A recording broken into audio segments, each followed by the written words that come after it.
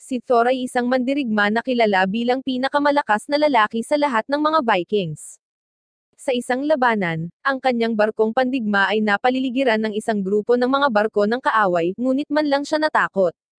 Sinubukan ng isang kaaway na salakayin siya, ngunit sa kanyang kalmadong konsentrasyon hinerangga niya ang kanyang pag-atake, at hiniwa siya sa kalahati bago nakaiwas sa dalawa pang kaaway at pinagsasaksak sila hanggang sa mamatay.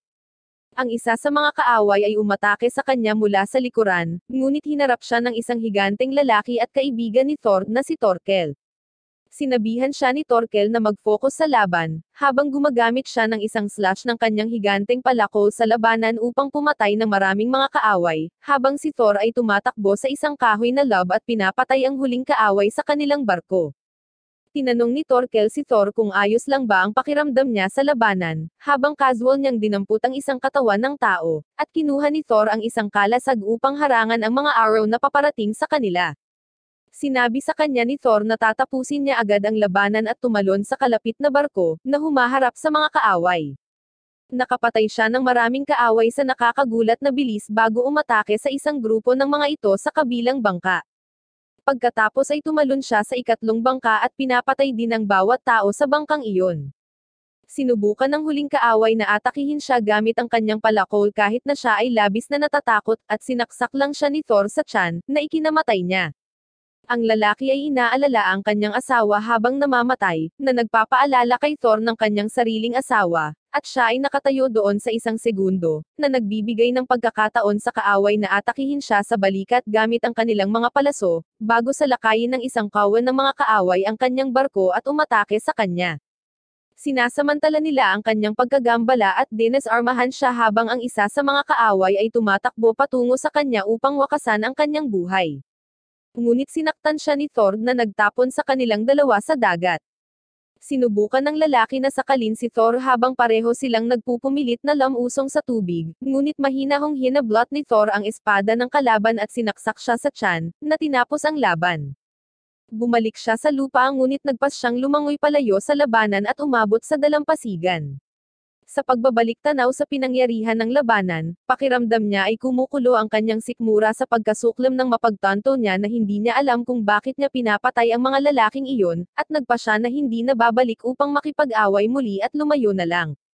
Lumipas ang ilang taon, at ngayon ay nakatira siya sa isang maliit na nayon kasama ang kanyang pamilya, kasama ang kanyang asawang si Hilde, ang kanyang anak na babae na si Elba, at ang kanyang anak na si Thorfinn. Siya ay nagtatrabaho bilang isang magsasaka ngayon, at nagawang makatakas sa kanyang hukbo sa pamamagitan ng pagpapanggap na siya ay namatay sa labanan. Bumalik sa kanyang lugar sa gabi, isang grupo ng mga bata ang nagtitipon upang marinig ang mga kwento ni Erickson, isang matandang lalaki na isang marino at naglakbay sa mundo. Sinabi niya sa kanila ang tungkol sa isang mainit na lugar kung saan ang taglamig ay hindi nararanasan at palaging may berdeng damo sa paligid. Para sa mga batang ito, ang isang lugar na tulad nito ay tila isang panaginip kaysa katotohanan. Bumalik si Thor at sinabi sa mga bata na dapat silang bumalik sa kanilang mga tahanan at pagkatapos ay umupo kasama si Erickson, na nagsabi sa kanya na ang taglamig na ito ay lalong malupit at maraming tao ang namamatay dahil sa lamig. Sinabi niya kay Thor na dapat nilang bantayan ang kanilang mga baka dahil marami sa kanila ang mamamatay kapag hindi inaalagaan ng maayos. Sa oras na iyon, pumasok si Elba kasama ang dalawang tupa na nagsasabing sila lang ang nanghihina at kailangan nilang alagaan at panatilihing mainit, kung hindi, sila ay mamamatay. Pinasalamatan siya ni Thor at pagkatapos ay pinatulog na, habang tinatalakay niya ang mga pag-iingat sa kaligtasan na dapat gawin ng nayon para protektahan ang kanilang sarili sa mga panahong ito. Kinabukasan, nililinis ni na Elba at Thor ang nyebe mula sa tuktok ng kanilang bahay, habang si Elba ay nagrereklamo tungkol sa labis na pagtatrabaho siya ay biglang nahulog.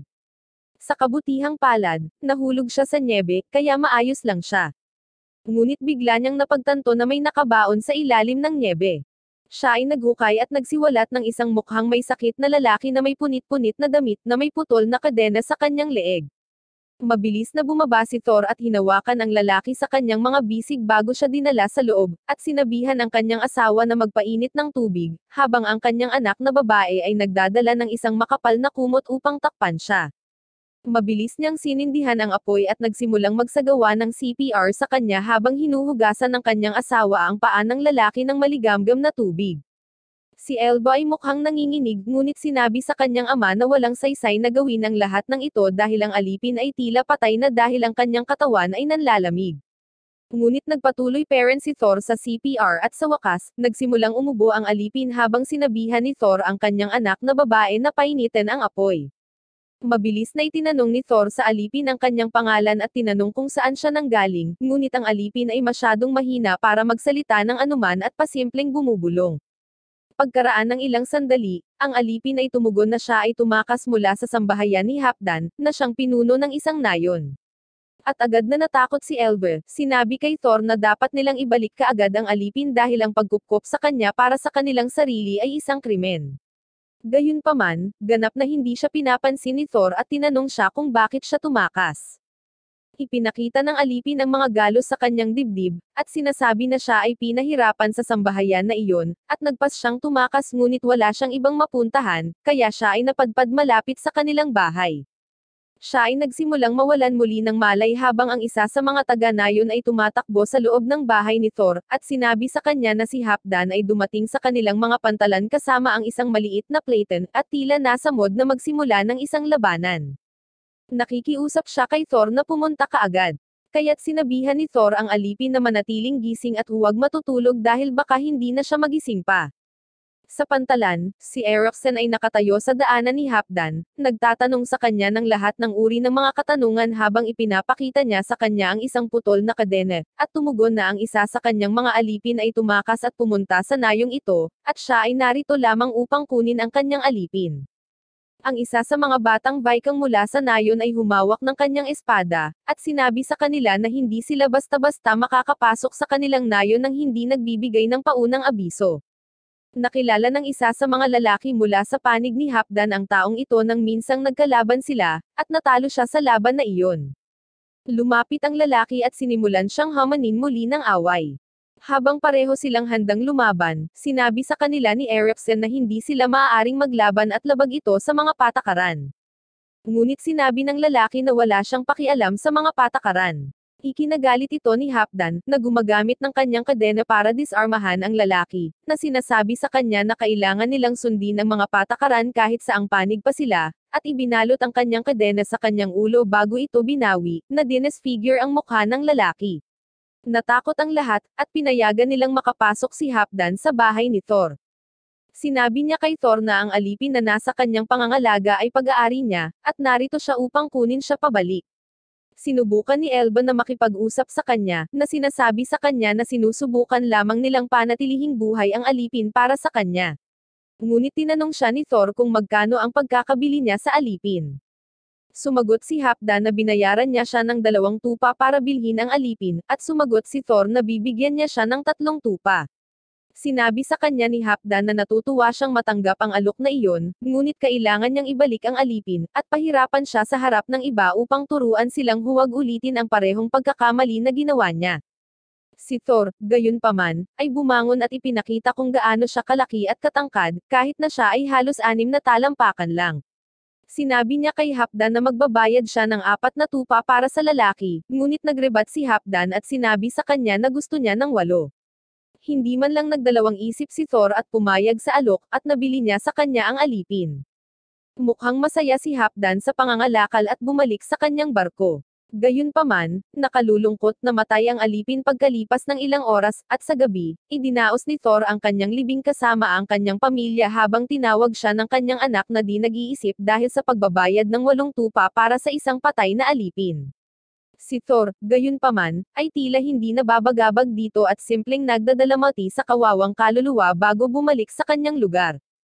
Kinabukasan, habang sinusubukan ni Thor na ayusin ang isang palayok na bigo ito ng husto, si Thorfinn ay tumakbo palapit sa kanya na sumisigaw tungkol sa isang barkong pandigma. Tinanong niya siya kung ano ang problema, at sinagot ni Thorfinn na siya at ang kanyang kaibigan ay nakakita ng isang higanteng barkong pandigma na paparating sa kanilang nayon, at hiniling sa kanya ni Eriksen na sunduin siya. Naglalakad si Thor papunta sa pantalan, na puno na ng grupo ng mga manunood na nakatingin sa isang magandang barkong pandigma na puno ng mga disiplinadong Viking na nakasuot ng magarbong baluti. Ang kanilang pinuno, si Floki, ay naglabas ng kanyang helmet at yumuko kay Thor, na tinawag siyang kanilang pinuno. Nagulat ang buong nayon dito, ngunit tila hindi nabigla si Thor habang tinanong niya si Floki tungkol sa kanyang layunin sa nayong ito. Sumagot si Floki na gusto niyang makipag-usap sa loob ng kanyang bahay, at pareho silang pumasok ni Thor sa kanyang tahanan, habang pinalibutan ng mga Vikings ang buong nayon. Tinanong ni Thor si Floki kung bakit siya pumunta dito para hanapin siya dahil 15 taon na ang nakalipas mula noong huli silang nagkita. Sumagot si Floki na ilang araw na ang nakararaan ang hari ng England ay sinalakay ng isang grupo ng mga lalaki sa kanilang lupain, at habang ang buong nayon ay naliligo, nagulat sila at pinatay ang bawat isa sa kanila, kabilang ang sister-in-law ng hari ng Denmark. Nagbigay ito sa hari ng dahilan upang salakayin ang mga English troops, at naghahanda siya para sa isang malawakang pagsalakay, at hiniling na kolektahin ang lahat ng Viking upang makibahagi sa digmaan. Sinabi niya kay Thor na kahit na ang parusa ng paglisan niya ay kamatayan, ang hari ay handa na huwag pansinin ang katotohanan na iniwan niya ang hukbo at gusto lang niyang makipaglaban siya para sa kanila. Si Thor, gayunpaman, ay tumugon na siya ay umalis sa ganoong uri ng buhay, at ang nayong ito ay libu-libong milya ang layo mula sa anumang labanan sa kabilang panig ng mundo. Si Floki, gayunpaman, ay tumugon kay Thor na ang kanilang hari ay nag-utos sa kanila na patayin ng buong nayon kung si Thor ay tumanggi na sumali sa labanan, at ito ay nagpapuwersa sa kanya na sumang-ayon sa kanyang panukala. Pumunta siya sa mga pantalan upang makita ang barkong pandigma, nang ipahayag ni Floki na makikipagdigma sila sa England at sasamahan at pamunuan sila ni Thor, at sinumang tao mula sa nayon ay malugod na tinatanggap na samahan siya sa digmaan kung gusto nila. Pagkatapos sabihin ito, bumalik siya sa dagat habang ang buong nayon ay nagagalak sa pag-iisip ng isang aktwal na digmaan kung saan maaari silang manalo ng ginto at kaluwalhatian. Si Thor, gayunpaman, ay tila hindi masaya at malungkot na bumalik sa kanyang tahanan. Si Eriksen ay bumalik sa kanyang tahanan at nakipag-usap sa kanya kung saan ipinahayag ni Thor na ang mga lalaking ito ay hindi pa nakakita ng digmaan, kahit na mula sa malayo, at may maling imahinasyon kung ano ang totoong digmaan. Halos lahat sila ay mamamatay sa digmaang ito, ngunit lahat sila ay tila nasa sabik tungkol dito. Kinabukasan, inilabas nila ang barkong pandigma mula sa kanilang nayon, inaayos ito para makapaglayag, habang si Thorfinn ay nakikipaglaro sa iba pang mga bata na ginagaya ang isang digmaan, kung saan siya ay isang mandirigma at malakas na umaatake sa mga kalaro niya, at nabali ang buto ng isang bata. Dinala sila ng ama ng bata kay Thor, na nag-aayos ng kanyang kamay, habang ang ibang mga bata ay nagrereklamo tungkol sa kung paano palaging umaatake si Thorfinn ng may labis na puwersa. Bumalik si Thor sa kanyang lugar at napansin na hawak ni Thorfinn ang punyal na pag-aari niya noong siya pa ay mandirigma, at inagaw ito sa kanya, na sinasabi sa kanya na wala siyang kaaway at hindi dapat lumaban ng walang dahilan. Si Thorfinn, gayunpaman, ay galit sa ilang kadahilanan at tumakbo palabas habang tinitingnan siya ni Thor. Kinabukasan, malapit na silang umalis, at 5 lalaki lang ang kasama ni Thor para lumaban sa labanan. Naghahanda sila sa barko habang ang kawawang babae ay tumakbo kay Eriksen, nagtatanong kung magiging okay sila. Sinabi sa kanya ni Eriksen ang katotohanan na hindi isasama ni Thor ang sino man sa kanila sa labanan, at isasama lang niya ang 5 lalaking ito hanggang Norway, kung saan iiwan niya sila doon at mag-isang pupunta sa labanan, dahil ayaw niyang mabawian ng buhay ang kahit na sino man.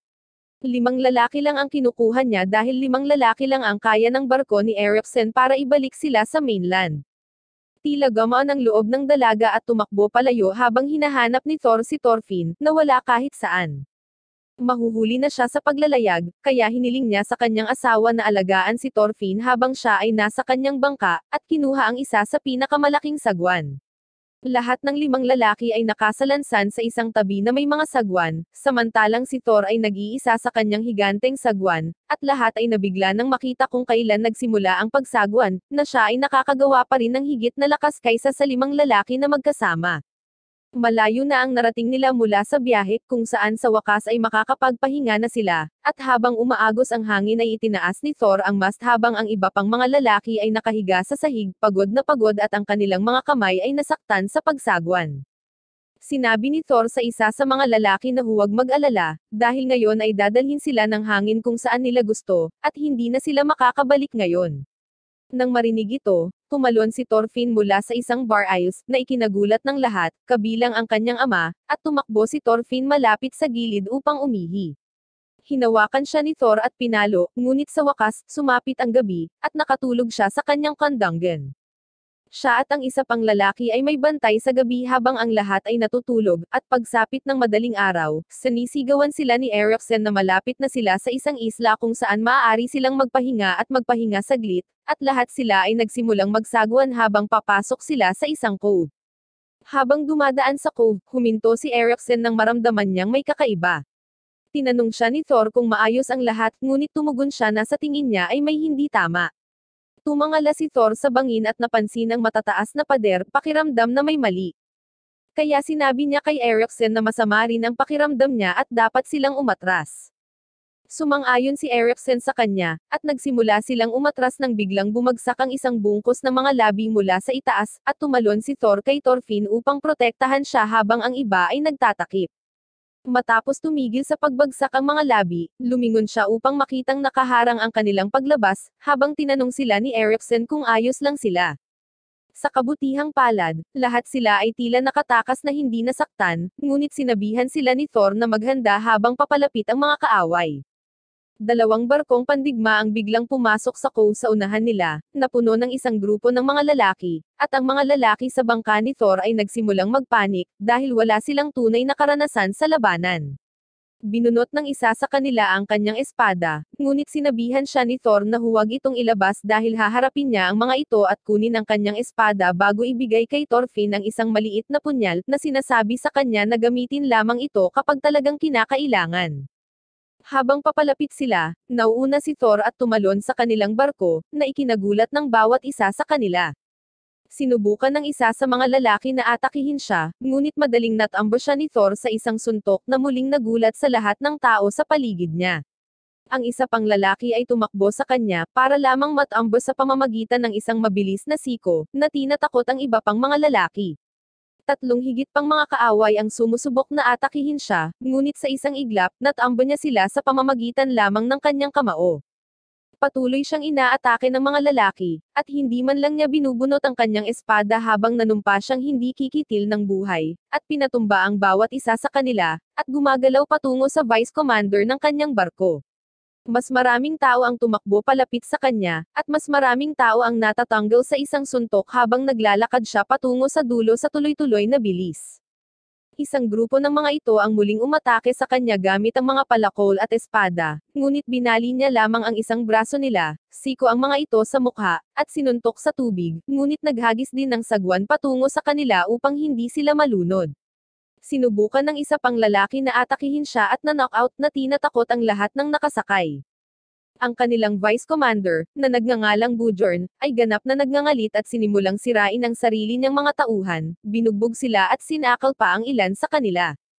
Sinimulan niyang suntukin ang board sa barko, kaya sinubukan siyang hawakan ng mga lalaki para hindi niya masira ang buong barko, ngunit galit na sinuntok ng lalaking ito ang lahat, sinaktan sila ng husto hanggang sa lahat ng tao sa kanyang koponan ay natakot, at tumalon palabas ng barko para iligtas ang sarili. Napagtanto ni Thor na siya ay nagngangalit at hindi nakakaramdam ng anumang sakit habang inihampas ni Bjorn ang kanyang ulo sa kahoy. Lumingon siya kay Thor at sumigaw, bago sumugod sa kanya sa hindi kapani-paniwalang bilis. Si Thor, gayunpaman, ay isang veteranong manlalaban at nakakita na ng mga lalaking tulad nito dati at madaling nataman ng suntok sa kanyang mata, na nagpatambo sa kanya. Si Bjorn, gayunpaman, ay hindi pa tapos at sinubukan siyang atakihin muli, para lamang makakuha ng isang malakas na uppercut sa kanyang baba at muling matamba. Napansin niya na ang pinuno na nagngangalang Askeladd ay hinihila ang kanyang mga barko patungo sa kanilang mga barko, at nagpaplanong salakayin ito at iniisip ang tungkol sa pagtatanggol sa kanila, ngunit napilitang huminto nang bumangon muli si Bjorn upang salakayin siya. Ang mga tropa ni Askeladd ay nagsimulang maglatag ng mga tabla upang tumalon patungo sa kabilang barko, ngunit sila ay nasira ng ihagis ni Thor si Bjorn patungo sa kanila, na tuluyang nagpatambo sa kanya. Si Thor ay tumalon pabalik sa kanyang barko at hiniwa ang natitirang mga tabla, na pinipigilan ang pagsalakay. Tumingin si Thor sa kabilang barko at napagtanto na mayroong 30 lalaki sa ibabaw nito, kasama ang isang grupo ng mga archers sa tuktok ng burol. Alam niyang madali niyang dalhin silang lahat ng mag-isa, ngunit napagtanto niyang may kasama siyang grupo na hindi kayang ipagtanggol ang kanilang sarili, kasama na ang kanyang anak. Pagkatapos ng maraming pag-iisip, tumingin siya kay Askeladd at hinamon siya sa isang tunggalian. Sinabi niya sa kanila na madali niyang kunin ang lahat ng mag-isa, at bibigyan niya sila ng pagkakataong mabuhay. Kung nanalo si Askeladd sa tunggalian ay maaari nilang gawin ang anumang gusto nila, ngunit kung matalo siya, dapat umalis si Askeladd kasama ang kanyang mga tropa.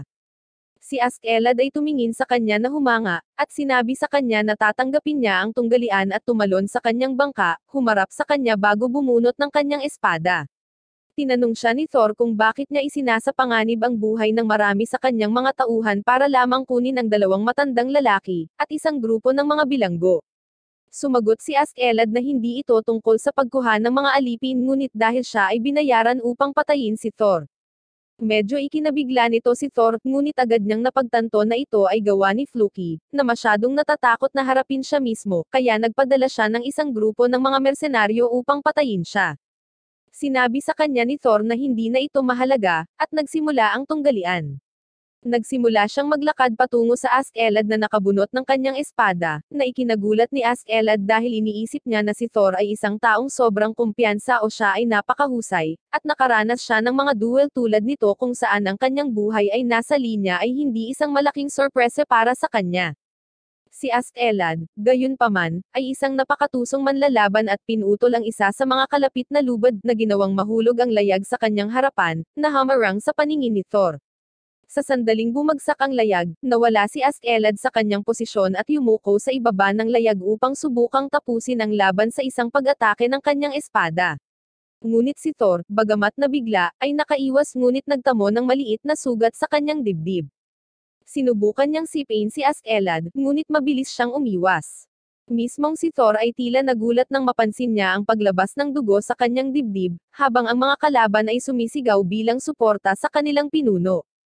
Tumingin si Thor kay Askeladd at kinilala ang kanyang lakas, bago sinabi sa kanya na hindi niya magagawang magpigil laban sa isang manlalaban na kasing sanay niya, at tumakbo siya patungo sa kanya at hinampes ang espada ni Askeladd ng napakalakas na lakas kaya nagulat ang lahat.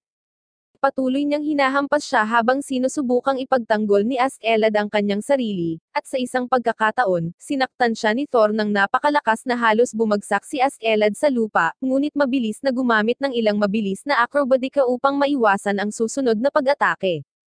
Muli ay hindi binibigyan ni Thor si Askeladd ng anumang oras upang mabawi ang kanyang lakas, at muling itinulak ang pag-atake sa kanya, ngunit umiwas siya, pagkatapos ay inatake muli siya ni Thor habang siya ay nasa lupa.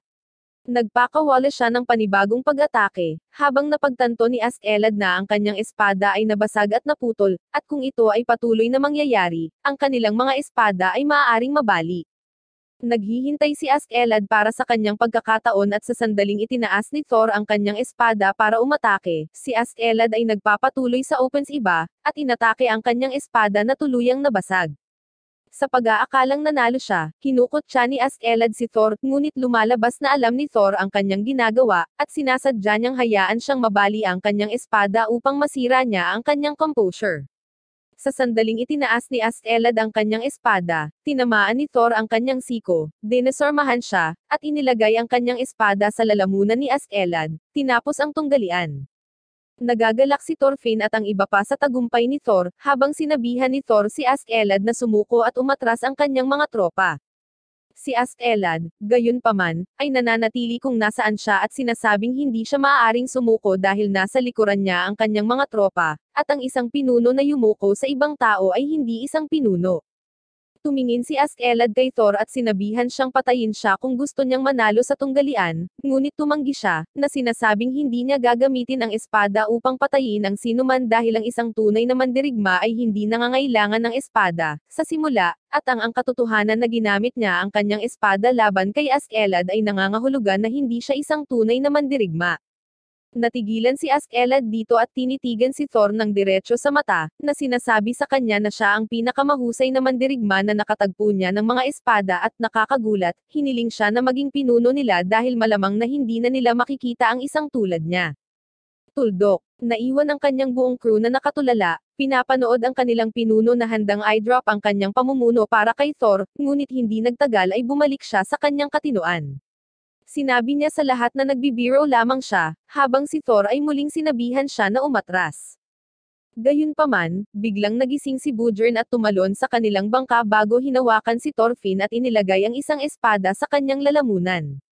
Ang lahat ay nananatili kung saan sila ay lubos na nabigla sa nangyari, habang si Thor ay sumisigaw kay Askeladd na palayain sila tulad ng ipinangako.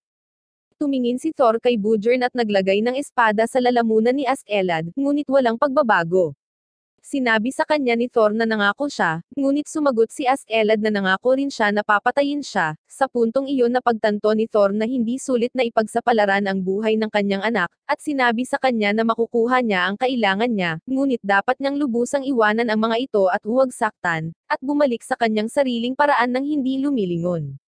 Si Askeladd ay tumingin sa kanya na may pagtataka, habang inihagis ni Thor ang espada sa tubig, pagkatapos ay inutusan ni Askeladd ang mga archers na atakihin siya gamit ang mga palaso. Si Thor ay nabaon sa 2 toneladang palaso, ngunit nakatayo pa rin sa kanyang kinatatayuan, habang ang lahat sa paligid niya ay namangha sa hindi kapani-paniwalang lakas ng lalaking ito. Tumingin si Thor kay Bujern at sinabihan siyang palayain si Thorfinn, at kahit si Bujern ay hinayaan ang bata na umalis dahil sa takot. Tumakbo si Thorfinn patungo kay Thor, hinawakan ang kanyang damit habang umiiyak, ngunit sinabihan siya ni Thor na pangalagaan ang kanyang sarili at ang kanyang pamilya, bago tumingin kay Eriksen at sinabihan siyang dalhin ang kanyang ulo sa hari, upang hindi nila atakihin ang kanilang nayon. Ang isa sa mga tao sa bangka ni Thor ay tumakbo patungo sa Askeladd gamit ang kanyang espada at inatake siya, ngunit madaling naiwasan ni Askeladd ang kanyang pag-atake bago siya sinuntok sa mukha at sinabihan siyang manatili, dahil binigyan siya ni Thor ng bagong buhay at dapat niyang igalang ang sakripisyong iyon.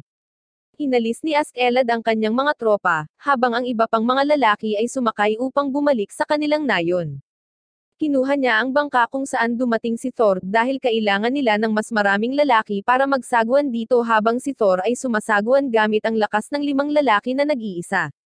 Gayunpaman, lumingon si Askeladd sa bangka upang makita si Thorfinn na nakasakay na may nakamamatay na pag-aalsa, may hawak na punyal at sinisigawan sila ng mga banta na sinasabing kikitil niya ang kanilang mga buhay kung ito ang huling bagay na gagawin niya.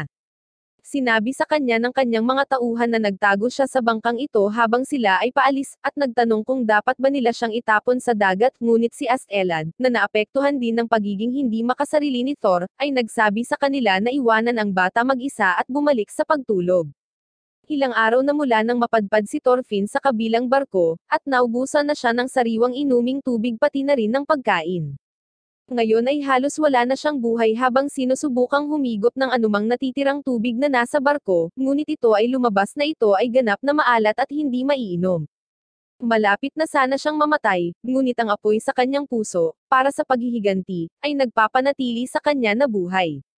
Sa kabutihang palad, si Askeladd at ang kanyang mga tauhan ay nakarating sa isang isla upang manloob saglit.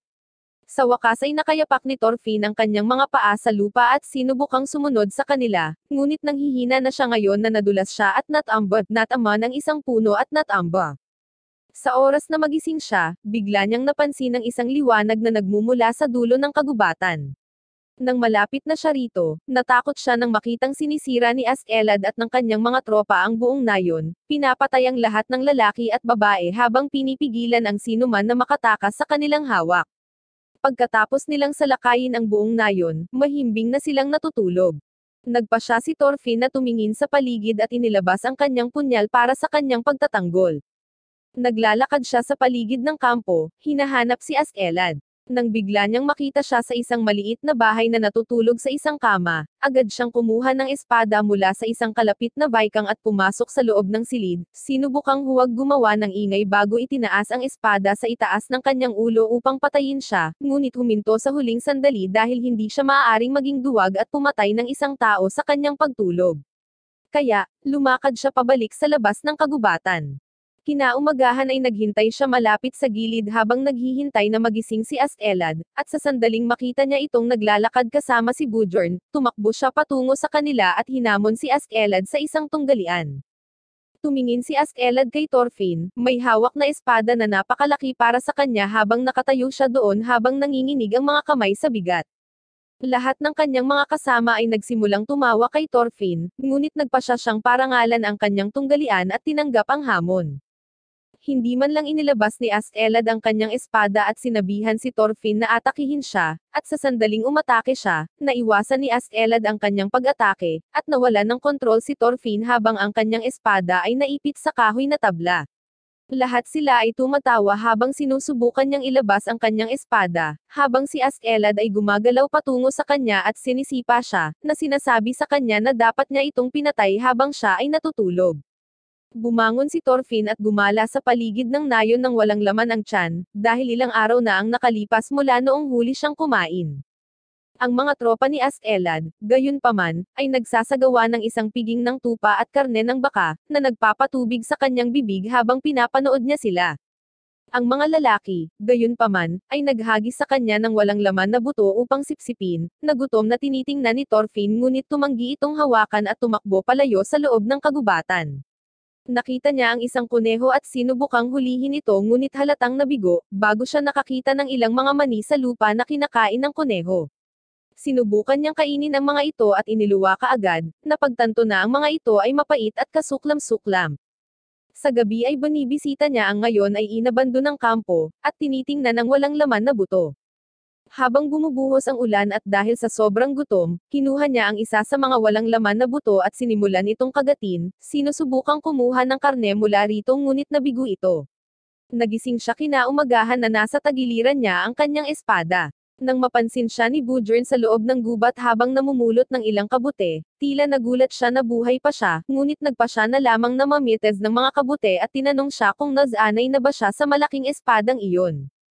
Si Thorfinn, gayunpaman, ay wala sa mod na makipag-usap at bumunot ng espada, na inakusahan siya ng pagdaraya sa panahon ng isang tunggalian, na humantong sa pagkamatay ng kanyang ama. Tumakbo siya patungo kay Gudrun at sinubukang atakihin siya, ngunit nagawa niyang harangan ang kanyang pag-atake gamit ang kanyang siko at itinulak siya palayo sa lupa, at naglakad siya pabalik sa kampo, naiwan siyang mag-isa sa kagubatan. Sa gabi, sinubukan ni Thorfinn na umupo sa tabi ng apoy at kumain ng kahit anong maaalis niya sa natitirang mga buto, nang biglang, isang lobo ang lumakad malapit sa kanya. Agad niyang kinuha ang kanyang espada at hinawakan ito sa kanyang harapan, ngunit naaalala kung paanong ang espada ay hindi sapat para sa kanya dahil ito ay masyadong mabigat para indayog. Agad niyang ibinaba ang espada at hinawakan ang kanyang punyal nang sinubukan siyang salakayin ng lobo. Ginamit ni Thorfinn ang kanyang dagger upang saksakin ang lobo sa lalamunan, na agad na umatras ngunit nauwi sa pagkamatay ilang sandali, na nagbibigay sa kanya ng malaking kumpiyansa.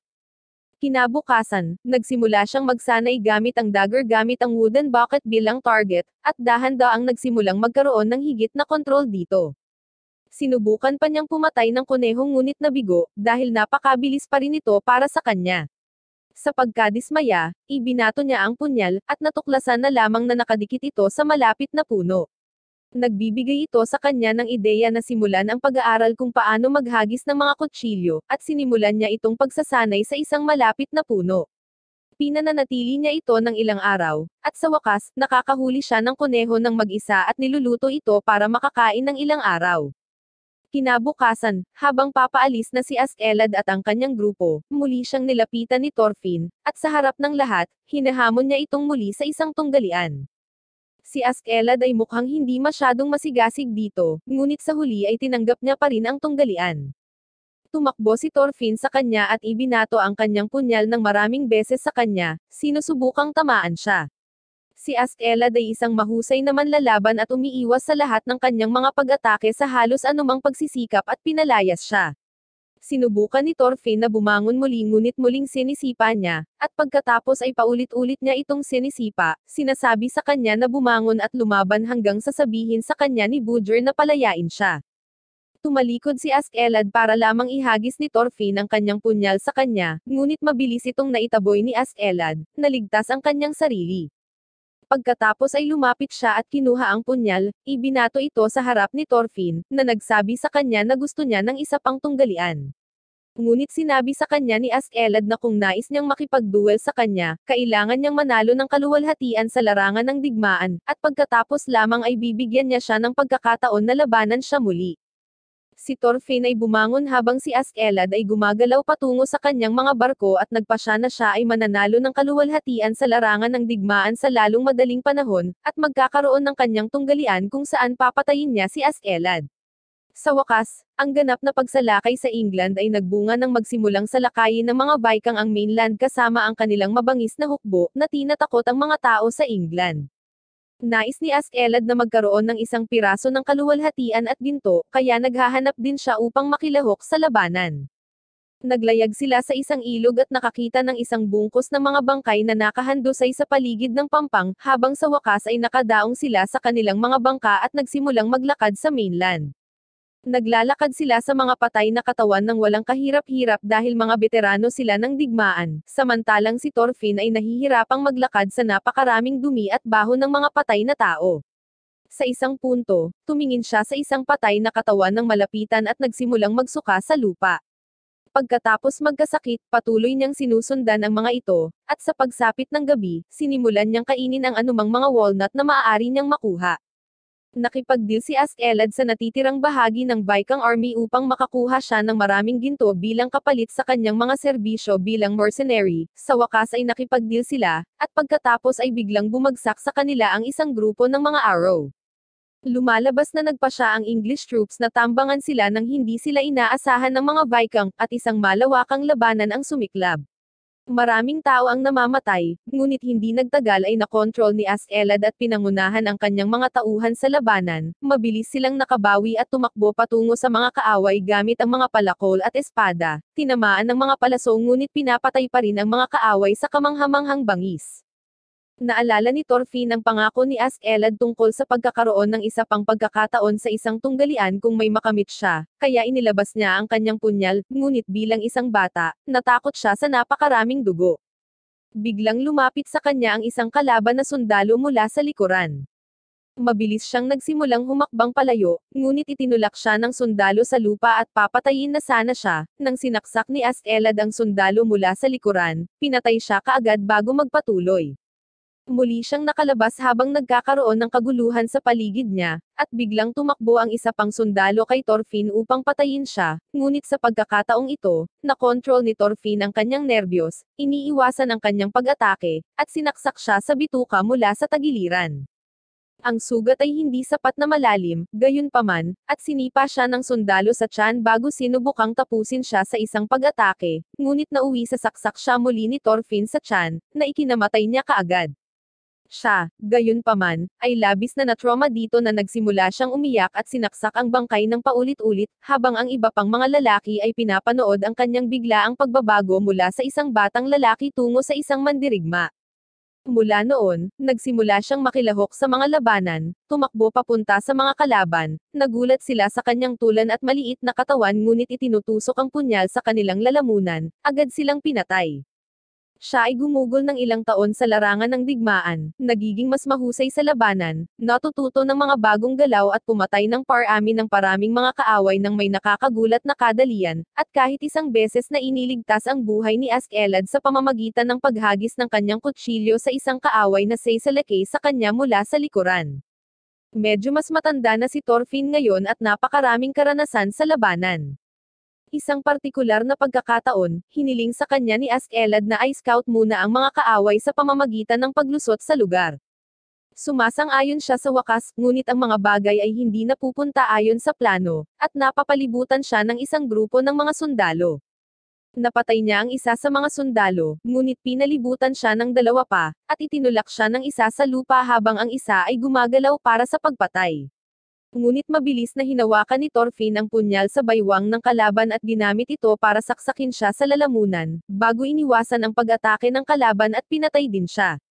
Nagpasya siyang subukang tumakas, ngunit biglang may dalawang bantay na dumating sa posisyon na iyon, at napilitan siyang labanan ang mga ito at patayin din sila. Pagsapit ng gabi, nagsimula siyang tumakbo palayo dahil nagtamo siya ng sugat habang hinahabol siya ng mga aso, na pinamumunuan ng mga kalaban na sundalo. Nagagawa niyang makatakas kahit papaano, ngunit dahil sa pagod at pagkawala ng dugo, nauwi sa pagkatumba malapit sa ilog.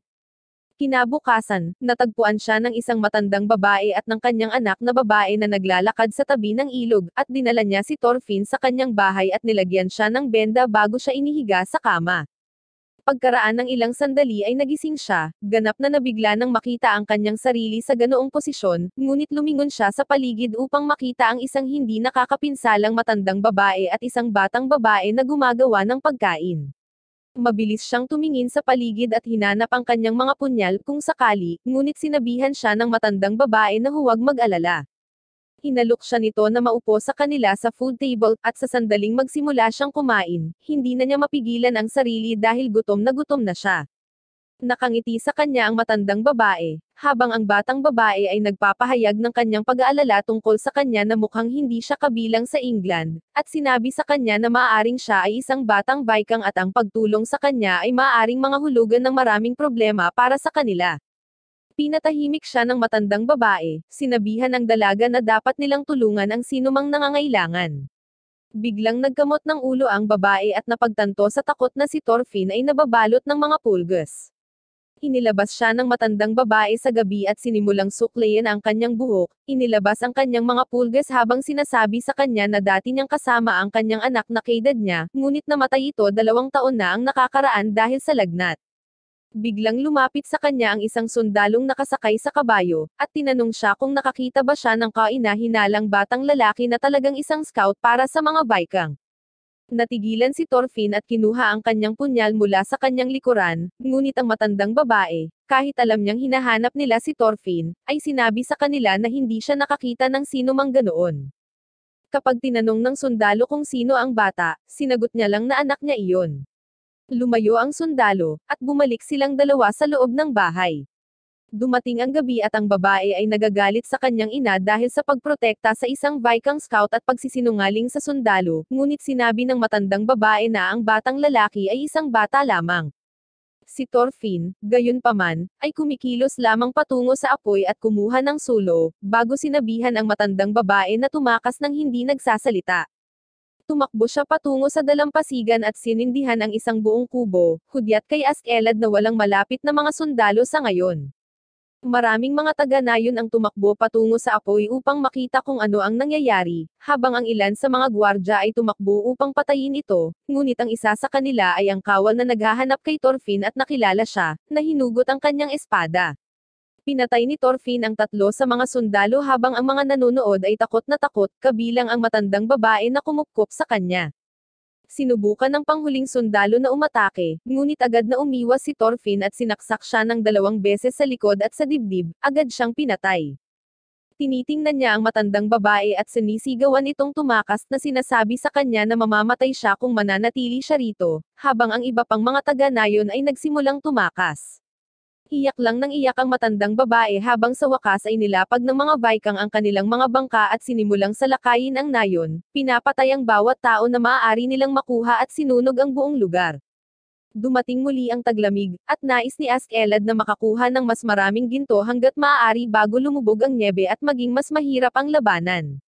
Ngunit ang kampanya sa England ay natigil dahil sa snow kaya't ibinaling niya ang kanyang mga mata sa France dahil alam ng lahat na ang France ay hindi maaaring manalo laban sa kanila. Napanood nila ang labanan sa pagitan ng 2 magkasalungat na paksayo ng mga puwersang Pranses upang makontrol ang kaharian. Ang isa sa hukbo ay tila may isang commander na walang alam tungkol sa mga taktika ng digmaan, at kahit na mas marami sila, patuloy nilang ipinapadala ang kanilang mga tropa sa mga pader para lamang matalo ng isang mas maliit na puwersa. Pinagmamasdan ni Askeladd ang labanan at pagkatapos na masaksihan silang natalo muli, ngumiti siya at sinabi sa kanyang mga tropa na kukunin nila ang lahat ng kayamanan mula sa mga tropang ito. Naisip ng lahat ng kanyang mga tagasunod na gusto niyang labanan ang mga sundalo, na may isang commander na hindi magaling. Ngunit sinabi sa kanila ni Askeladd na lalaban sila mula sa kanilang panig at kukunin ang kastilyo para sa kanila. Medyo nagulat sila pero nagpasya silang magtiwala sa kanya kahit anong mangyari. Tinawag ni Askeladd si Thorfinn, na ngayon ay nasa hustong gulang na lalaki na may hawak na 2 punyal sa larangan ng digmaan, at isa sa pinakamabangis na mandirigma sa kanilang hukbo. Sinabi niya kay Thorfinn na kailangan niyang pumunta sa commander ng Red Army at sabihin sa kanila na hindi sila mananalo sa labanan, at hindi niya alam kung ano ang kanyang ginagawa. Kung gusto niyang manalo, kailangan niyang gumawa ng kontrata sa kanila, at bigyan sila ng kalahati ng ginto na nakuha pagkatapos makuha ang kastilyo. Sinabi niya sa kanya na ihatid ang mensaheng ito at pagkatapos ay manatili sa loob ng kampo upang obserbahan ang kanilang mga aksyon, at magulat muli kung nagpaplano silang gumawa ng anumang aksyon. Si Thorfinn, gayunpaman, ay tumitig kay Askeladd bago sinabi sa kanya na siya ay lumalaban sa larangan ng digmaan sa loob ng higit sa 4 na taon na ngayon, at pinatay ang hindi mabilang na mga tao para sa kanya ngunit hindi niya nakuha ang nararapat sa kanya. Pinagtatawanan siya ni Askeladd at sinabing bibigyan niya siya ng isang bungkus ng gintong barya mamaya, ngunit nagalit si Thorfinn at sinabi sa kanya na gusto niya ng tunggalian laban sa kanya upang mapatay niya siya, at maipaghiganti ang pagkamatay ng kanyang ama. Lahat ng iba pang mga lalaki ay nabigla sa proklamasyon na ito, habang si Askeladd ay nakatingin sa kanya at ipinangako sa kanya na kung dadalhin niya sa kanya ang ulo ng isang commander, pagkatapos ay makikipagduel siya sa kanya. Hindi na umimik si Thorfinn at tumakbo siya patungo sa kampo ng Red Army. Narating niya ang kampo sa oras na lumubog ang araw, kung saan siya ay pinigilan ng mga gwardya na tumatangging kunin siya at iniisip na maaaring siya ay isang especially iyan na ipinadala ng Blue Army. Sinubukan nilang hulihin siya, ngunit hinawakan ni Thorfinn ang isa sa mga braso ng mga sundalo, pinaikot ito, at inilagay ang isang punyal sa kanyang leeg, na sinasabi sa kanya na akayin siya sa kanyang pinuno. Sa wakas ay nakarating siya sa isang hapagkainan kung saan nakaupo ang kanilang pinuno at kumakain ng pagkain. Sinabi sa kanya ni Thorfinn na narito siya upang maghatid ng mensahe, at sinabi sa kanya na ang kanyang pinuno na si Askeladd ay nagpapalawak ng isang kamay ng pagkakaibigan at pakikipagtulungan, na siyang tanging pagkakataon na sila ay manalo sa labanang ito laban sa Blue Army. Kung pumayag siya, aatakehin nila ang Blue Army sa susunod na umaga, at babagsak ito sa gabi, ngunit kung tumanggi siya, papatayin siya ng Askeladd's army bukas at kukuha ng bayad mula sa Blue Army.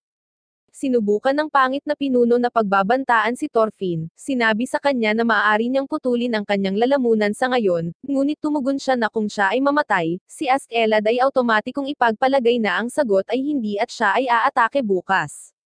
Dahil walang ibang pagpipilian, sumang-ayon ang pangit na pinuno, at lumabas si Thorfinn upang magpadala ng signal sa kanyang grupo sa pamamagitan ng fire arrow. Kinaumagahan, pamwesto ang Red Army at naghahanda na muling salakayin ang kastilyo, ngunit walang tanda ng Askeladd sa kanyang hukbo, na ginagawang paranoid ang pangit na pinuno. Sinabihan siya ni Thorfinn na umatake na lang at malapit nang sumali ang mga Viking, kaya ipinadala muli ng pangit na pinuno ang kanyang mga tauhan upang umatake sa mga tarangkahan, habang isa-isa silang pinapatay ng Blue Army mula sa isang ligtas na distansya sa pamamagitan ng kanilang mga arrow. Tinanong ni Thorfinn ang isa sa mga sundalo kung sino ang general ng Blue Army, at itinuro niya ang isang sundalo na nakasuot ng ornate helmet, at nagpasya si Thorfinn na umatake, na nagsimulang tumakbo patungo sa kastilyo ng buong bilis. Sa sandaling iyon, ang mga puno sa likod ng Red Army ay nagsimulang kumalusko sa daan-daang Viking na lumabas mula rito, bitbit ang ilang mga barkong pandigma sa kanilang mga balikat at tumakbo ng buong bilis patungo sa kastilyo. Nagulat ito sa bawat tao habang tumatakbo sila ng mabilis hanggat kaya nila, at itinapon ang mga barko sa ilog bago tumalon at nagsimulang maglayag sa paligid ng kastilyo upang makapasok sa nayon sa likod nito. Sinimulan ng mga sundalo ng Blue Army ang pagbaril sa mga Viking gamit ang kanilang mga crossbow na binasag ang kanilang mga kalasag. Ngunit sa kabilang panig, tumalon na si Thorfinn sa ilog at nagsimulang umakyat sa pader, bago pumatay ng maraming tao, na tumatawag ng lahat ng atensyon sa kanya habang ang mga kalaban ay nawala sa kanilang isipan na ang isang bata ay maaaring pumasok sa kanilang kastilyo kaya madali. Pinapadali nito ang trabaho ni Askeladd dahil mabilis siyang dumapo sa solidong lupa habang nagsimulang maglakad si Thorfinn patungo sa general. Sinubukan ng isa sa mga sundalo na salakayin siya, ngunit pinutol niya ang kanyang mga daliri gamit ang kanyang punyal. Inilabas ng lahat ng mga sundalo ang kanilang mga espada, ngunit pinapatay niya ang sinumang maglakas loob na hamarang sa kanya bago umiwas sa iba pang mga sundalo at tumungo sa general. Bago pa man mailabas ng general ang kanyang espada, ginamit ni Thorfinn ang kanyang espada upang pugutan siya ng ulo sa isang mabilis na laslas na nagtatapos sa kanyang buhay sa isang iglap. Ang ulo, gayunpaman, ay nahuhulog sa tubig, at nais na ipakita ito kay Ask-Elad, kaya siya mismo ay tumalon sa tubig upang makuha ito, na nakalilito sa lahat ng mga kaaway.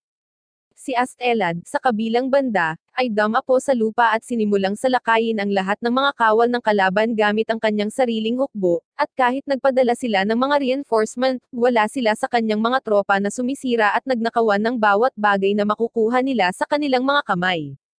Sa oras na ang commander ng Red Army ay makalusot sa harap ng pintuan, napansin nila na ang bawat kaaway ay ganap na napatay at kinikilabutan silang malaman na kinuha ng mga baykang ang bawat piraso ng ginto na maaari nilang makuha at tumulak palayo. Sa wakas ay hinawakan ni Thorfinn ang barko at lumabas mula sa tubig, inihagis ang ulo ng general sa harap ng Ask-Elad, sinabi sa kanya na labanan siya ngayon habang nakuha niya ang ulo ng general, at tulad ng ipinangako ay sinabi sa kanya ni Ask-Elad na tinatanggap niya ang kanyang tunggalian ngunit sila lalaban sa matibay na lupa at hindi sa bangka. Sa wakas ay narating nila ang nayo na kinabibilangan ni Ask-Elad at ng kanyang grupo.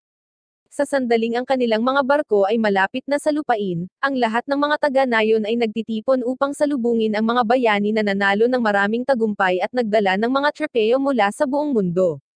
Ibinababo nila ang lahat ng kayamanan sa lupa, at si Thorfinn ay dinaraanan lamang ang bawat taga-nayon, nakipagtagpo pa sa isa sa mga kabataang lalaki na agad na nagsabi sa kanya na humingi ng tawad. Ngunit isang tingin mula kay Thorfinn ay sapat na upang takutin siya ng diretso, habang siya ay ganap na umaatras. Pumunta si Ask-Elad sa pinuno ng nayon upang pag-usapan ang pagbabahagi ng pera at ang iba pang mga bagay bago hilingin sa kanya na maging saksi sa kanyang tunggalian. Sa wakas ay pumunta sila sa battleground kung saan napapalibutan sila ng mga tao, habang magkaharap sina Ask-Elad at Thorfinn. Ang lahat ng mga taga-nayon ay nagulat nang makita ang isang maliit na batang lalaki na hinahamon ang hindi natalong Ask-Elad sa isang tunggalian at matatag na naniniwala na siya ay mamamatay sa isang napakalungkot na kamatayan. Ngunit si Budrun ay tila nagmamatsyag ng mabuti dahil alam niya na si Thorfinn ay naging mas malakas kaysa sa dati. Nagsimula ang labanan, at agad na sinimula ni Ask-Elad na gambling siya, tinanong kung ilang taon na siya ngayon at kung tumangkad ba siya. Pero hindi sumasagot si Thorfinn. Si Ask-Elad ay nagsimulang magsalita muli tungkol sa kung paano siya ay napakaliit noong sinusundan niya sila, ngunit naiintindihan ni Thorfinn ang kanyang malupit na taktika at agad na tumalon para sa isang pag-atake diretso sa leeg. Ngunit nagagawang umiwas ni Ask-Elad sa tamang oras upang iligtas ang sarili. Si Thorfinn ay nagsimulang itulak siya pabalik sa walang humpay na pag-atake habang si Ask-Elad ay umiiwas lang at sinusubukang harangan ang kanyang mga pag-atake, bago napagtanto na maaari siyang magkaproblema kung hindi siya uurong. Kaya sinubukan niyang magland ng isang napakalaking pag-atake at itinulak si Thorfinn pabalik. Si Thorfinn, gayunpaman, ay pumasok para sa isa pang pag-atake at hineranggan ang kanyang espada gamit ang isa sa kanyang mga punyal habang itinutok ang isa pang punyal sa kanyang mga daliri. Ngunit si Ask-Elad ay napaka-intuitive at agad na iniwan ang espada sa hangin, na nagpadisarmahan sa kanya.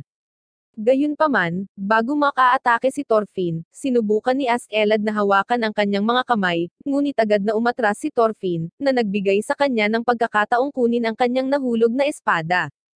Si Ask-Elad ay biglang nagsimulang makipag-usap kay Thorfinn, na sinasabing hindi niya matandaan kung sino ang kanyang ama o kung ano ang kanyang pangalan, na sinasabi na siya ay isang napakahina at hindi gaanong mahalaga. Kung hindi, tiyak na maaalala niya siya. Ikinagalit nito si Thorfinn habang siya ay sumisigaw at umaarangkade para sa isang malakas na pag-atake, iyon mismo ang gusto ni Ask-Elad na gawin niya at agad na sinalungat ang kanyang pag-atake at itinulak siya sa lupa bago na-dislocate ang kanyang balikat at nanalo sa laban.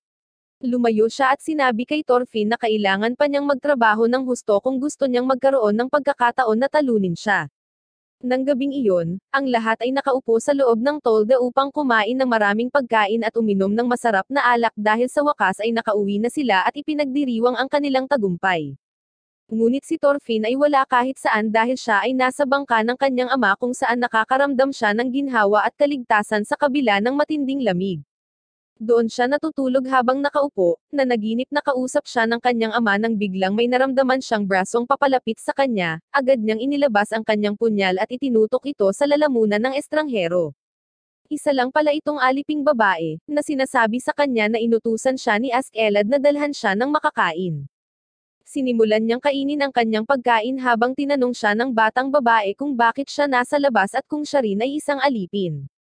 Naiinis siyang tumingin sa kanya at sinabi sa kanya na siya ay isang mandirigma hindi katulad niya, kung siya ang nasa lugar niya, pinatay niya ang may-ari at tumakas, pinapatay ang sinumang magtangkang manghuli sa kanya. Ang taglamig ay sa wakas ay tapos na, at ang mga Viking ay nagpatuloy sa kanilang quest upang makuha ang kabuuan ng England. Nagmarcha sila hanggang sa London kung saan nakaharap nila si Torkel. Dati siyang miyembro ng Viking at lumaban kasama si Thor, ngunit sa ilang kadahilanan, nagpasya na siyang pumanig sa English troops at kumikilos bilang kanilang commander. Ang mga barko ng Viking ay walang humpay na umaatake, ngunit si Torkel ay isang taong may pambihirang lakas na naghahadyas lamang ng palakol at umaatake sa isang grupo ng mga lalaki. Pinababa nito ang moral ng hukbo na lubhang natatakot sa halimaw na lalaking ito. Isinasaalang-alang ang mga pagkalugi na kanilang dinaranas, nagpasya si Floki na pumunta at makipag-usap kay Torkel, na pinaniniwalaan niyang nagtatrabaho kasama ang English troop para sa pera, kaya tumulak siya sa tulay kung saan agad siyang nagsimulang mabaril ng mga archers, habang sinisigawan niya ang mga ito na nandito siya kasama ang mensahe. Sa wakas, lumitaw si Torkel at huminto sa archers bago batiin si Floki bilang isang matandang kaibigan. Sinabi sa kanya ni Floki na gusto ng hari ng Denmark na umalis siya sa panig ng English troops at muling sumama sa kanyang hukbo, at patatawarin niya siya sa pagtataksil sa mga Viking at hayaan siyang magkaroon ng kanyang buhay at kaluwalhatian. Ngunit kung tumanggi siya, papatayin siya ng walang awa. Sinabi niya sa kanya na ang hari ng Denmark ay handang bayaran siya ng doble sa kung ano ang gustong bayaran ng hari ng England. Nag-isip sandali si Torkel ngunit pagkatapos ay tumugon na ang England ay lubhang mahina sa mga tuntunin ng lakas ng militar kung ihahambing sa mga Viking, at kung hahayaan sa kanilang sariling mga aparato ay matatalo sila sa digmaan sa loob ng ilang araw. Iniisip ni Floki na sa wakas ay babalik na si Torkel sa kanyang katinoan, ngunit biglang dinala ni Torkel ang isang malaking bato sa kanyang mga balikat at sinabi kay Floki na kung sasali siya sa mga Viking, matatapos kaagad ang digmaan, at hindi ito magiging sapat na kasiyahan. Sinasabi niya na gusto niyang maging hukbo ng England dahil masaya ang pakikipaglaban sa mga Viking, dahil may mas malalakas na kalaban na maaari niyang labanan. Agad na sinisigawan ni Floki ang kanyang mga tropa na umatras habang inihagis ni Torkel ang higanteng bato sa kanila, at inutusan ang kanyang mga tropa na atakihin sila gamit ang mga palaso habang mabilis silang umatras hanggat maaari. Nagpasya ang mga Viking na umatake kasama ang isang grupo ng mga barko habang binabaril ng mga English troops. Nagagawa nilang maabot ang tulay at agad na nagsimulang subukang putulin ang base. Nagsisimula silang magbato ng mga bato, ngunit ang mga Viking ay napakatyaga at hindi pinapansin ang mga pag-atake habang pinuputol ang buong tulay. Si Torkel, gayunpaman, ay hindi isang tao na maaaring balewalain habang inilalabas niya ang isang buong troso na may matulis na dulo, at itinapon ito pababa sa barko na ganap na sinisira ito. Sinimulan niyang ihagis ang isang grupo ng mga log na ito na nagdulot ng maraming pinsala, at sa oras na siya ay tapos na ang lahat ng mga barko ay nawasak, at ang lahat ng mga tropa ay namatay at ang natitira ay umatras. Tila natuwa ang mga hukbong Ingles sa pag-aakalang sa wakas ay nanalo na sila, nang bigla nilang mapansin na may paparating na barko kasama ang mga tropa ni Askeladd na sakay at si Thorfinn sa layag na may hawak na kalasag. Binigyan si Askeladd kay Thorfinn ng layunin na patayin si Torkel at nangako sa kanya na kung magagawa niya ito ay gagantimpalaan siya ng isang tunggalian. Agad na sinimulan ng mga kalaban ang pagbato ng mga bato at pagbaril sa kanila gamit ang mga palasong, ngunit nagawang mailapit ni Askeladd ang barko upang makalukso si Thorfinn. Napansin kaagad ni Torkel ang gutom sa mga mata ni Thorfinn, at inutusan niya ang iba pang mga sundalo na huwag siyang hawakan at lalabanan siya ng mag-isa. Tumalon si Thorfinn sa tulay habang sinusubukan ni Torkel na umatake gamit ang kanyang higanteng log, ngunit naiwasan ni Thorfinn ang pag-atake bago siya muling sinubukang atakihin ni Torkel, ngunit dahil sa kanyang maliit na sukat ay nagawa siyang iwasan ni Thorfinn sa bawat pagkakataon. Tumingin si Torkel sa kanya at ngumiti ng malawak bago itinapon ang kanyang troso sa tubig, at sinabi sa kanya na lalabanan niya siya ng walang armas. Nagulat ito kay Thorfinn, ngunit nagpatuloy siya sa pag-atake upang makita ang isang napakalaking suntok na dumating sa kanyang paraan sa napakalaking bilis na kahit papaano ay naiiwasan niya, napagtanto na kung siya ay matamaan ng isang beses ng isang suntok na tulad nito ay malamang na siya ay mamatay. Bago maka-attrod si Torkel, gayunpaman, nagawa ni Thorfinn ang isang hiwa sa kanyang pulso ngunit dahil sa kanyang muscles, ang hiwa ay hindi sapat na malalim upang makapinsala sa anumang vital veins. Ang Torkel ay nakakakuha ng mas maligayang pag-atake sa pamamagitan ng isang barrage ng mga suntok habang si Thorfinn ay halos hindi makaiwas sa mga ito bago pumasok para sa isang kontra-atake, ngunit si Torkel ay umatras at umiwas sa daan. Napagtanto ni Thorfinn na ang lahat ng kanyang weak points ay masyadong mataas at kailangan niya itong linlanggan, kaya tumakbo siya patungo sa kanya habang nagpapanggap ng mahinang pag-atake na pinipilit si Torkel na sipin siya ngunit naiwasan niya ang sipa at sinipa siya sa likod ng binti. Ginagawa siyang mawalan ng balanse, at agad na sinubukang saksakin ang kanyang mukha. Ngunit sa kanyang pagtataka, ginamit ni Torkel ang kanyang kamay bilang isang kalasag at kinuha ang saksak sa kanyang kamay bago siya hinampid sa lupa. Sinimulan niya itong hampasin muli habang tinitingnan siya ni Askeladd mula sa ibaba at nagpa siya na malamang na mamamatay siya at Uhtred kasama ang kanyang mga tauhan. Huminto si Torkel upang makita silang umatras at sinabi kay Thorfinn na tila siya ay na-stranded dito, habang hindi gumagalaw sa kanyang mga braso. Bago siya makapag-react gayunpaman, ginamit ni Thorfinn ang kanyang isa pang talim upang putulin ang kanyang huling dalawang daliri at pinalaya ang kanyang sarili na uma-Uhtred sa pader na nasaktan ng husto. Si Torkel ay humanga sa batang ito at tinanong siya kung sino ang kanyang ama. Sumagot si Thorfinn na siya ay anak ni Thor na ikinagulat ni Torkel, habang naaalala niya ang hindi mabilang na mga laban na nakipaglaban siya sa tabi ng kanyang ama ngunit bago pa siya makapagsalita, sumisid si Thorfinn sa tubig at lumangoy palayo habang sinisigawan siya ni Torkel na bumalik muli minsan kaya makakalaban na naman sila.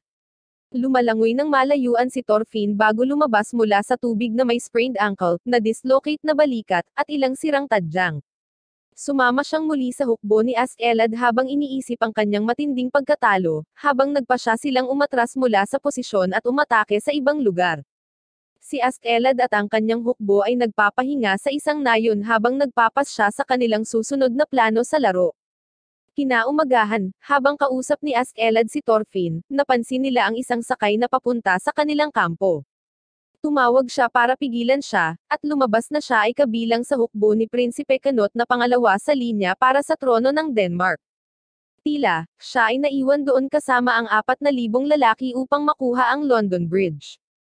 Ngunit isang araw dahil sa pagkabagot, nagpa siya si Torkel na ilabas ang kanyang mga tropa at salakayin ang kanilang kampo sa sikat ng araw.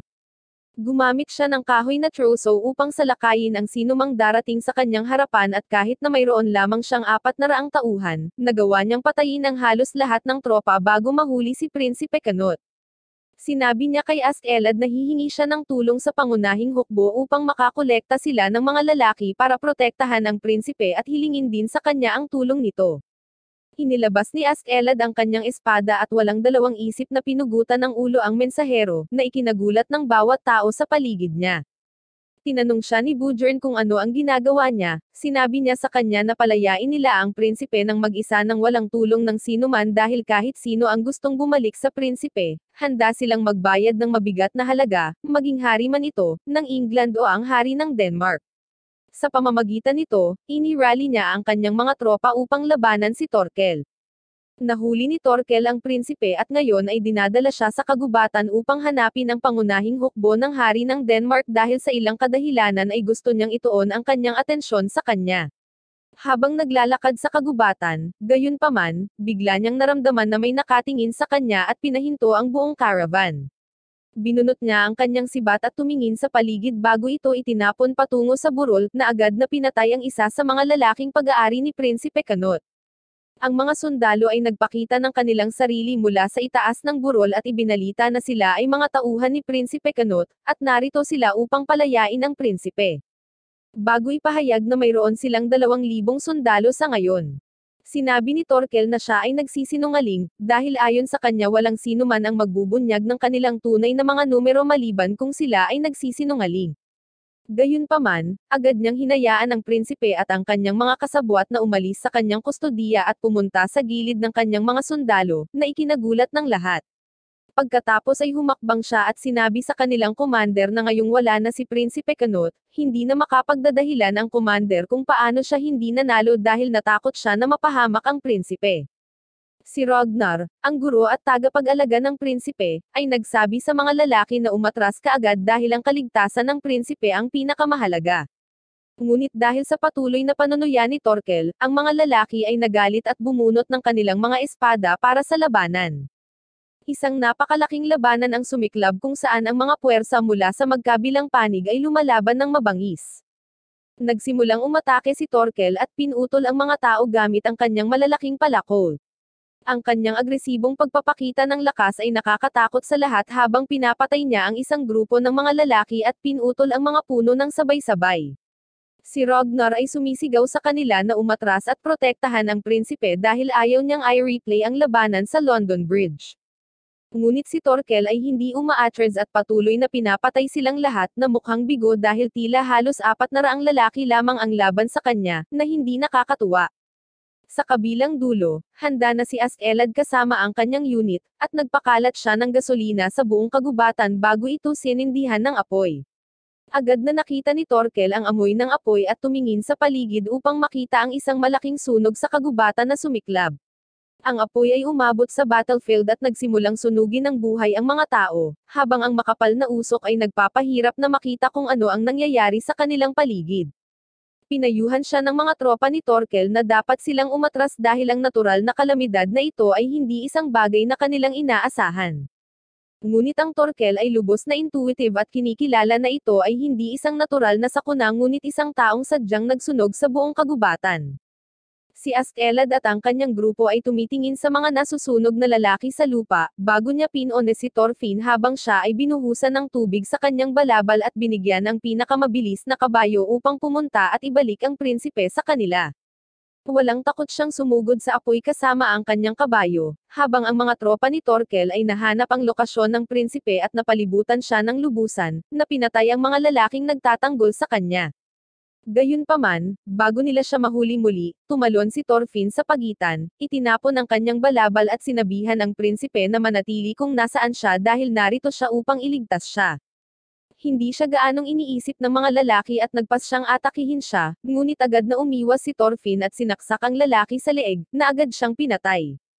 Ang lahat ng mga kaaway ay tensyonado sa pagpapakita ng liksi at kasanayang ito, nang biglang dumating si Torkel mula sa usok, binati si Thorfinn na parang isang matandang kaibigan, na sinasabi sa kanya na namiss niya siya.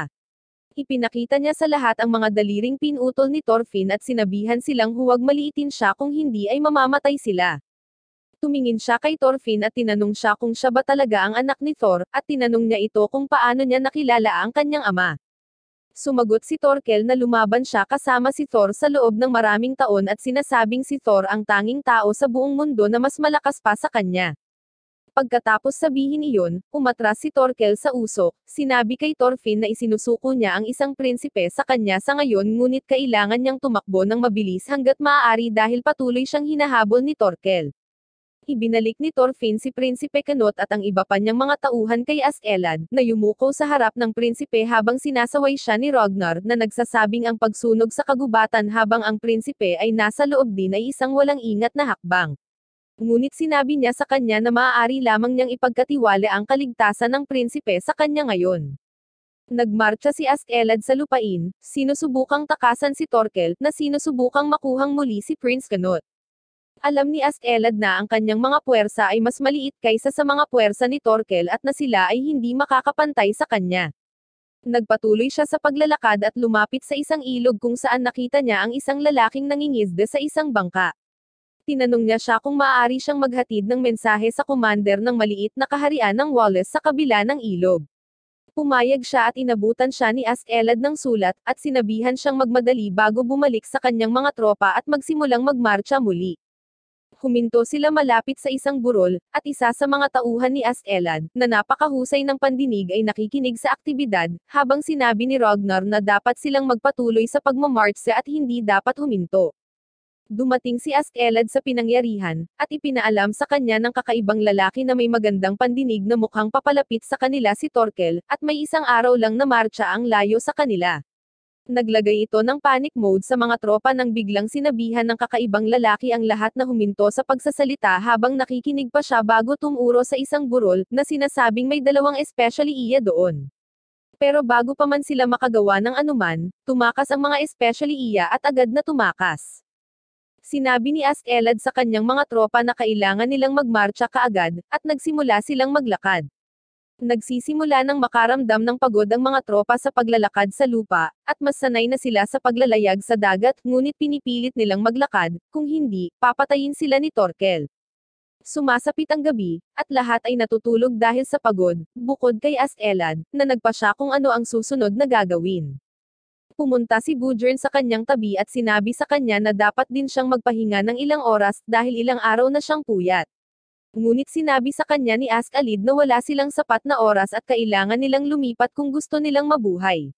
Muli siyang bumangon at inutusan ang kanyang mga tropa na magsimulang maglakad muli. Nagsimula na naman silang magmarcha kahit umuulan, sa sobrang pagod ay natutulog sila tuwing may oras. At pagkaraan ng ilang sandali, ang ilan ay nagsisimula ng makatulog habang naglalakad. Nagsimulang kabahan si Ragnar at tinanong si Ask-Elad kung ano ang kanyang plano, ngunit sinabi niya sa kanya na tumahimik. Pagdating nila sa isang stone structure kung saan nakatayo ang dalawang lalaking nakabalabal. Lumapit si Ask-Elad sa kanila at lumuhod, nagpapasalamat sa kanila sa pagtulong sa kanila bago lumabas ang isang higanteng barkong pandigma mula sa makapal na ulap. Tumawid sila sa ilog patungo sa kaharian Wallace na palaging natatakot na salakayin ng mga hukbong Ingles, kaya nagpasya silang bumuo ng isang alyansa sa mga Danes. Ang mga tropa ay nakadarama ng higit na kasiglahan ngayong hindi sila natatakot na patayin sa kanilang pagtulog ni Torkel o ng kanyang mga tauhan. Pinuri ni Ragnar si Ask-Elad para sa kanyang talino bago sabihin sa kanya na hilingin sa commander ng mga barkong pandigma upang sila ay makapaglayag sa ilog at maabot ang pangunahing hukbo. Gayunpaman, tumanggi si Ask-Elad, sinabi na ang Wallace ay isang maliit na kaharian at hindi maaaring mag-alok ng 3 barkong pandigma sa kanila. Sinabi niya sa kanya na sila ay magmarcha sa kaharian upang muling sumali sa pangunahing hukbo. Ngunit sinabi sa kanya ni Ragnar na masyadong mapanganib para sa prinsipe na maglakad sa England. Tinawag ni Ask-Elad si Thorfinn at itinalaga siya bilang personal bodyguard ni Canute na sinabi kay Ragnar na isa siya sa pinakamahusay na manlalaban sa kanyang buong puwersa at paprotektahan si Canute. Galit na tumingin si Thorfinn kay Ask-Elad bago sinabi sa kanya na papayag siyang gawin ito kung manganggako siya ng isa pang tunggalian kapag natapos na ito, at pumayag siya. Napatingin si Thorfinn sa prinsipe na mas mukhang prinsesa at agad na nagtago sa likod ni Ragnar matapos matakot kay Thorfinn. Naglalakad ang commander ng Wallace patungo kay Thorfinn sa pag-aakalang siya na ang susunod na prinsipe, ngunit ini-redirect siya ni Ask-Elad kay Canute, na inakala ng commander na kasintahan ni Thorfinn. Sinabi niya na si Prince Canute ay mukhang isang mahina na ikinagalit ni Ragnar. Ngunit bago siya makapagsalita ng anuman, tinanong ng komandante si Canute kung ipinangako niya na layuan ang usapin ng Wallace at hinding-hindi ito sasalakayin kapag nakuha na niya ang trono ng England. Nagtago si Canute sa likod ni Ragnar at may ibinulong sa kanyang tainga bago sinimulang sabihin ni Ragnar sa commander kung ano ang gusto ng prinsipe, ngunit sinabihan siya ng commander na tumahimik habang nakikipag-usap siya sa prinsipe. Pagkatapos ay sinabi niya sa kanila na mag-uusap sila mamaya bago lumayo. Nagsimula silang magmarcha muli habang sinabi ng komandante kay Ask-Elad na nakipag-usap na siya sa mga tao ng karatig kaharian at handa silang tulungan sila.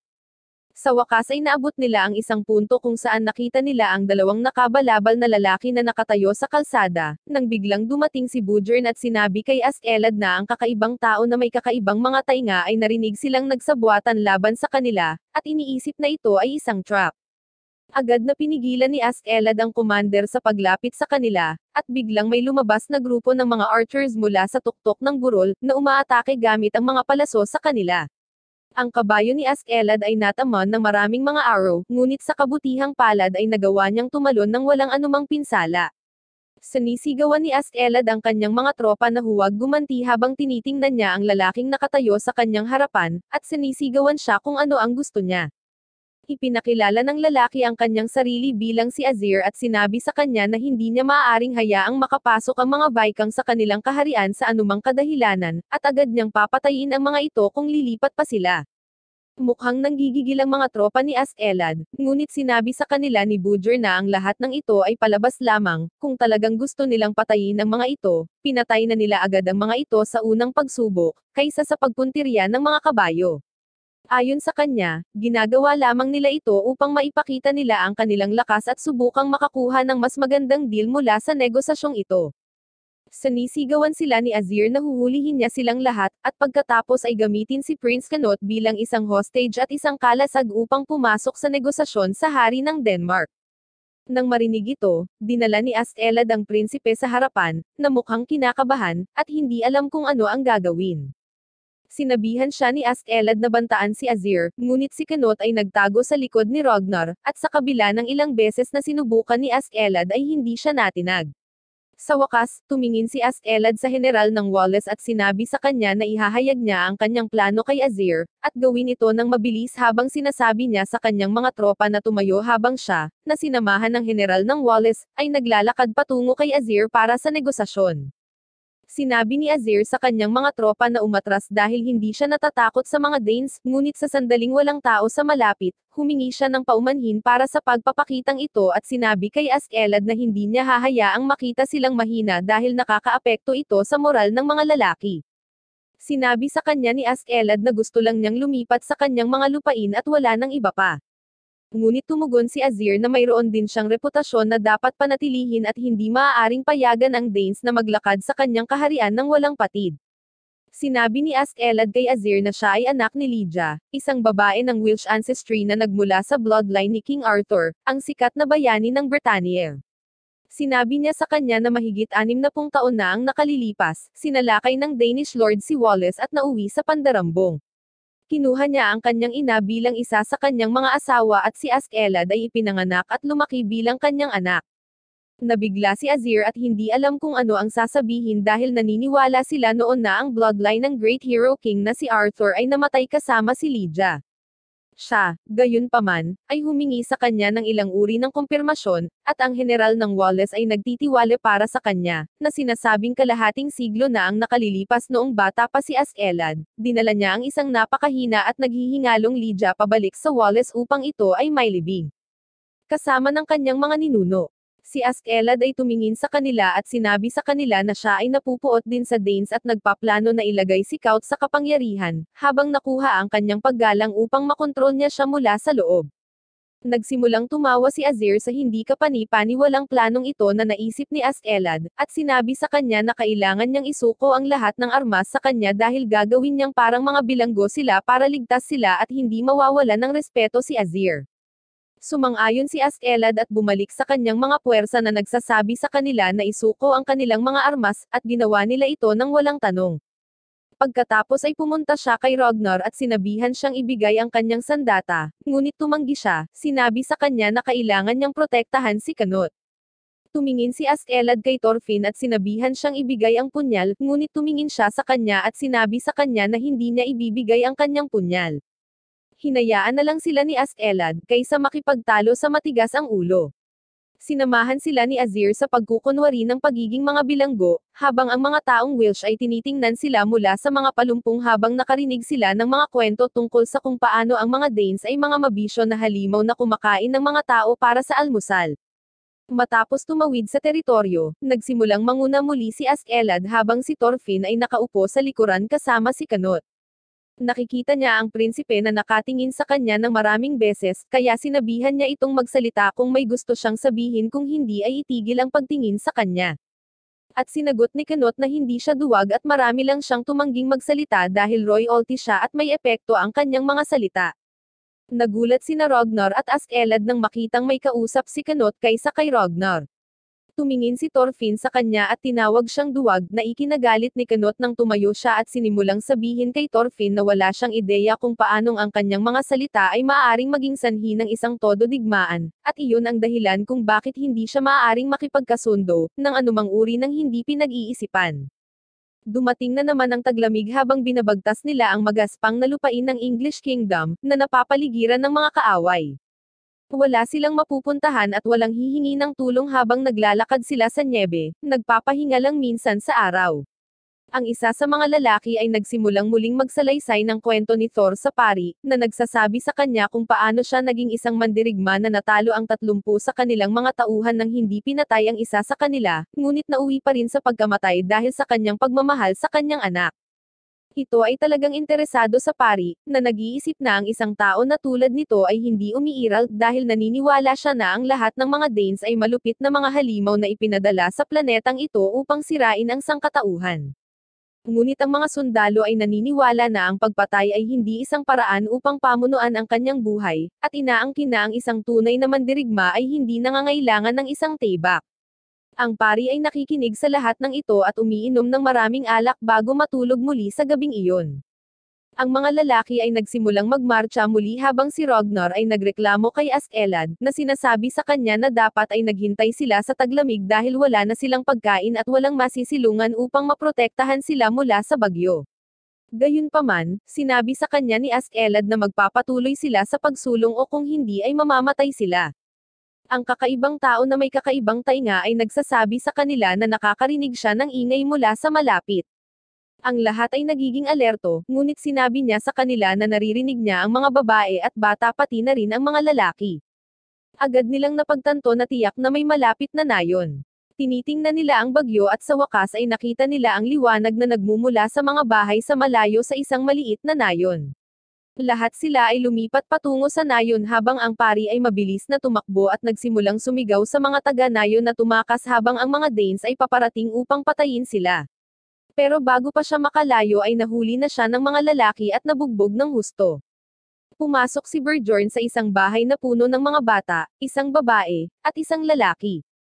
Lumapit siya sa kanila at kinuha ang isa sa mga pagkain bago ito tikman.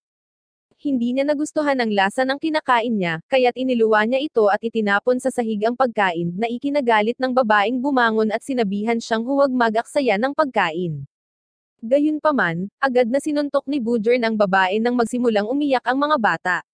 Mabilis na sinubukan ng kanyang asawa na kunin siya, ngunit inilagay ni Bjorn ang isang espada malapit sa kanyang mukha at sinabi sa kanya na ilabas kaagad ang lahat ng kanyang pagkain kung gusto niyang mabuhay, na ginagawa ng lalaki. Ang mga puwersa ni Askeladd ay pinagsama-sama ang lahat ng mga taga-nayon at kinuha ang lahat ng kanilang pagkain, habang ang lalaki ay nakikiusap sa kanila na iwanan ang hindi bababa sa kalahati ng pagkain para sa kanila dahil maaari silang mabuhay ng ganoong kalaking pagkain sa panahon ng taglamig. Ngunit sinabi sa kanila ni Askeladd na hindi nila kailangang mag-alala tungkol sa pagligtas sa anumang taglamig ngayon. Pumunta siya sa pari na nakatali sa isang puno at sinabi sa kanya na kapag sinubukan niyang hilahin muli ang isang bagay na tulad nito, siya ay papatayin sa lugar. Sinabi ni Ragnar kay Askeladd na hindi niya dapat patayin ang mga taga-nayon, ngunit tumugon siya na wala silang sapat na pagkain upang mabuhay sila at kung hahayaan nila sila, malalaman kaagad ng mga kaaway ang kanilang mga posisyon, kaya ang tanging paraan ay para patayin sila. Tinawag niya ang kanyang mga tauhan at inutusan silang patayin ang mga taga-nayon, na ginagawa nila ng walang pag-aalinlangan, at sinimulan nilang muli ang kanilang marcha.